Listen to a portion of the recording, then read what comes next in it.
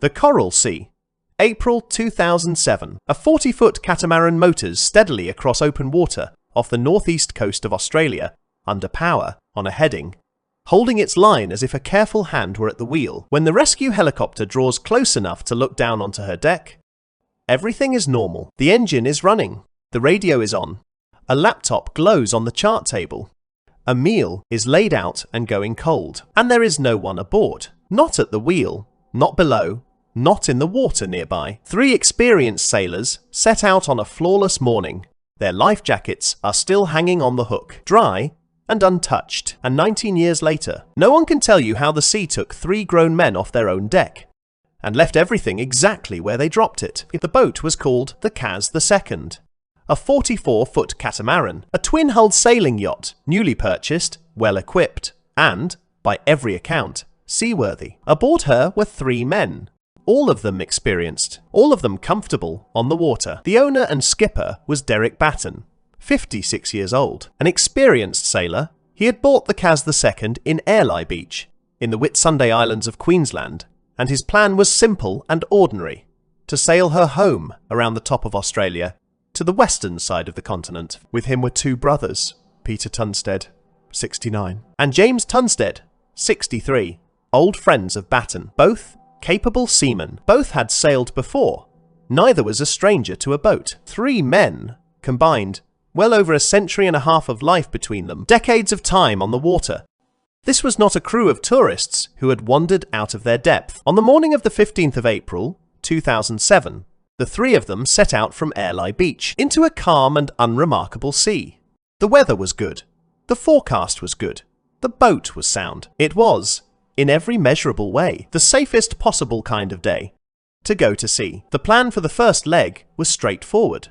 Sail north from Airlie Beach, up the inside of the Great Barrier Reef, toward the top of Queensland, and then on around the continent. On the first day out, everything appears to have gone exactly to plan. There is no distress call, no mayday, no emergency beacon, no radio traffic of any kind suggesting trouble aboard. The Kaz II made her way north through the night and into the following day. By the morning of the 18th of April, roughly 3 days into the voyage, she was sailing on her own, under power off the coast near Townsville, out past the inner reef. And by then, something had already happened. Because by then, there was no longer anyone aboard to steer her. We can fix the moment with some confidence. Investigators would later recover footage. A small video camera left running on the boat had captured the crew alive, healthy, and entirely calm, doing ordinary things, sailing an ordinary boat on the afternoon and the night before they vanished. In the footage, there is no fear, no argument, no sign of anything wrong. 3 men on a good boat, on a good day, going about their business, under a clear sky. And then, sometime in the early hours, all 3 of them step out of the record entirely, and the camera keeps filming an empty deck. At about 10 in the morning on the 20th of April, 2007, a rescue helicopter spotted the Kaz II, drifting and motoring off Townsville in the outer Great Barrier Reef. She had been reported overdue. From the air, the first thing the crew noticed was that she was moving, under her own power, on a heading, as if someone was sailing her. But as the helicopter circled lower, they could see her deck clearly, and the deck was empty. No one responded to radio calls.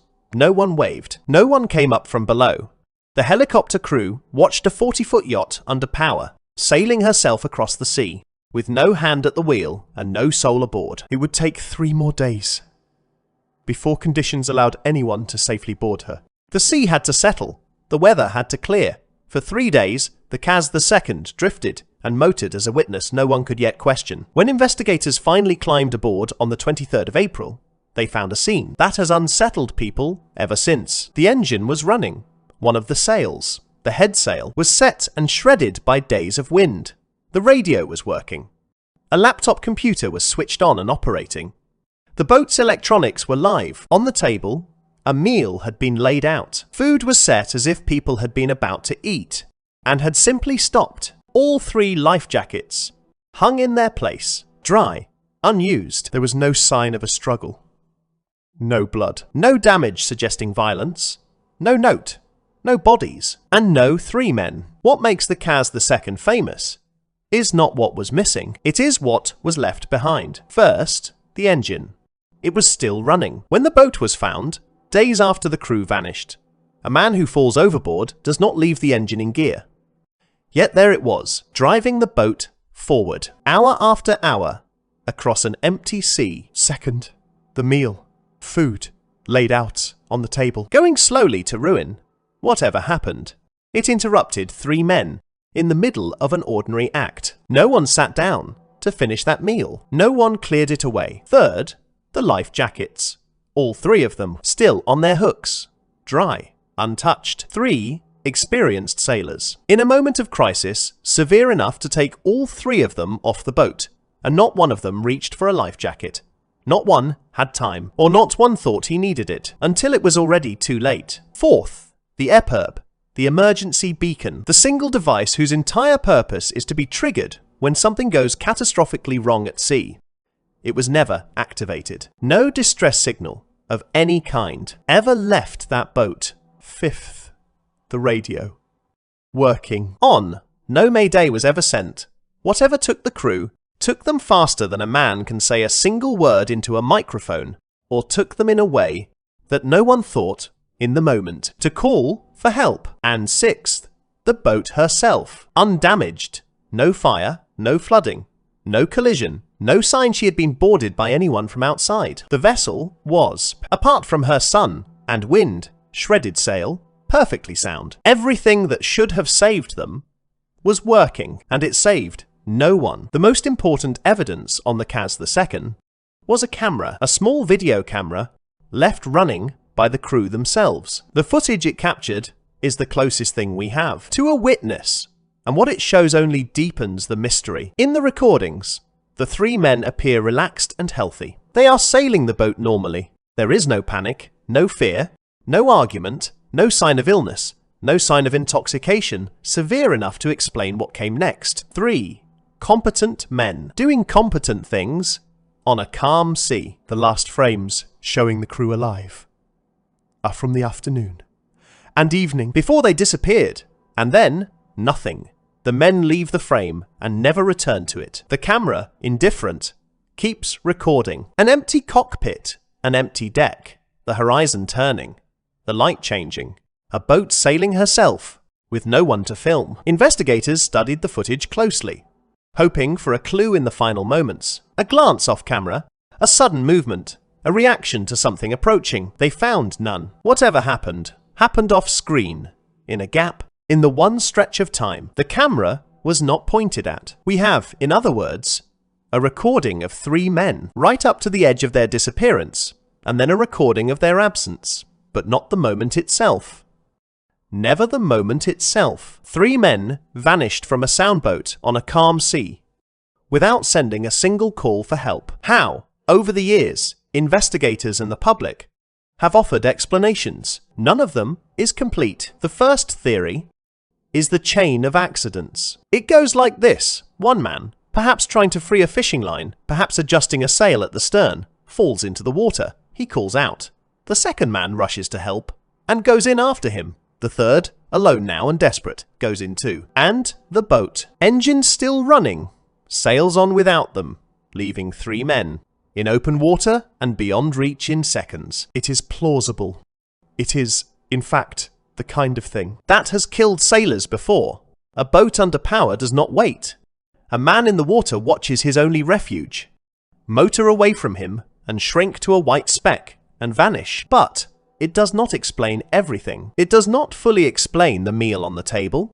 It does not explain why 3 experienced sailors would all end up in the water, one after another, with no life jacket and no time to grab one. It does not explain why no one hit the emergency beacon, keyed the radio, or did any of the dozen practice things a lifelong sailor does when a man goes over the side. A second theory points to the head sail. It was found set and badly torn. Some suggested a sudden gust, a flogging sail, a boom, or a line sweeping across the deck, knocking 1 or more men overboard in an instant. A violent, ordinary accident of sailing. And there were darker theories, as there always are. Foul play, piracy, something that came aboard from outside. Investigators found no evidence for any of it. No blood, no damage, no sign of a second vessel. Nothing but an empty boat, doing exactly what she was told by men who were no longer there. In 2009, 2 years after the Kaz II was found, a coronial inquest in Queensland delivered its finding. The coroner concluded that the 3 men had most likely died as the result of an accident. The reconstruction the inquest favoured was a version of the chain of accidents theory. 1 man overboard, the others lost trying to save him, the boat sailing on without them. The inquest pointed to specific details. A fishing line trailing from the boat, the shredded headsail, a swing of the boom across the deck as the most likely trigger. A sequence of small, ordinary misfortunes that, stacked together, became fatal. The 3 men were formally declared dead. Their families were given a finding they could put on paper. An ending of a kind. But a finding is not the same as an answer. The coroner's reconstruction is a best estimate, the most probable story. That fits the evidence. It is not a thing anyone witnessed. No one saw the men go into the water. No bodies were ever recovered. The camera, our only witness, looked away at exactly the wrong moment. And so the questions that have always clung to the Kaz II still cling to her. Why was the meal on the table? Why no distress call? Why no life jackets? How did 3 experienced men, on a calm sea in good conditions, all leave the boat in the span of a single fatal minute? The official file says accident. The official file is, in all likelihood, correct. And the official file still cannot tell you what it felt like to be the last man standing on that deck, watching the boat carry away the only 2 people. Who could have pulled him back aboard? Nearly 2 decades after the Kaz II was found drifting off Queensland, the case is officially closed. The cause is officially accident. The 3 men, Derek Batten, Peter Tunstead, James Tunstead, are officially lost at sea. But the Kaz II has never quite left people alone, in part because of what was found: a running engine, a set table, a live radio that was never used, life jackets that never came off the hook. The whole horror of the case lives in that gap. The gap between everything is normal and everyone is gone. There was no storm, no fire, no mayday, no struggle, no bodies. Only a boat that kept doing her job, long after the men who loved her had slipped beneath the water and out of the world. The accident theory is almost certainly true, and almost certainly true is not the same as known, because the one moment that would explain it all, the moment the first man went over the side, and the second and the third, was never recorded, never seen, never told. It happened in the one stretch of ocean and time that no camera was pointed at, and no living person came back from. We can reconstruct it. We can diagram it. We can write accident on the cover of the file and close it. But we cannot stand on that deck at that hour and watch it happen. No one can. No one ever did. And that, for as long as the sea keeps its silences, is what keeps the file open. Even when the file is closed, Chalkline File doesn't promise you answers. Sometimes the file is closed. Sometimes the answers are not in it. 3 men set out from Airlie Beach on a flawless April morning.